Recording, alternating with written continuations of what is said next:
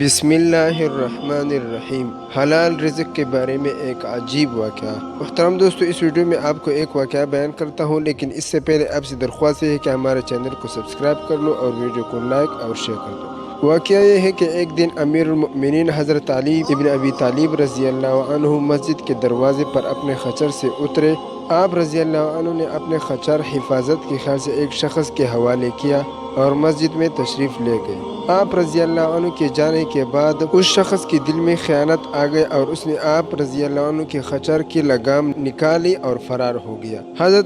حضرت علی رضی اللہ عنہ نماز سے فارغ ہو کر جب مسجد سے باہر تشریف لائے تو آپ رضی اللہ عنہ کے ہاتھ میں 2 درہم تھے۔ یہ 2 درہم آپ رضی اللہ عنہ خچر کی نگہبانی کرنے والے شخص کو بطور معاوضہ دینا چاہتے تھے، لیکن آپ رضی اللہ عنہ نے دیکھا کہ خچر بغیر بے لگام کے خالی کھڑا ہے۔ بہرحال آپ رضی اللہ عنہ بغیر بے لگام خچر پر سوار ہو کر گھر پہنچے اور اپنے غلام کو 2 درہم دے کے وہ بازار سے دوسری لگام خرید لائے۔ غلام بازار گیا، اس نے وہی لگام ایک شخص کے ہاتھ میں دیکھی۔ پوچھنے پر معلوم ہوا کہ ایک شخص یہ لگام 2 درہم میں بیچ گیا۔ واپس آ کر غلام نے یہ بات حضرت علی رضی اللہ عنہ کے گوش گزار کی تو آپ نے فرمایا، بندہ بعض اوقات خود صبر نہ کرنے اور عجلت سے کام لینے کی وجہ سے رزق حلال کو اپنے اوپر حرام کرا لیتا ہے، حالانکہ جو کچھ رب العزت نے اس کی قسمت میں لکھا ہوتا ہے اس سے زیادہ اسے نہیں ملتا۔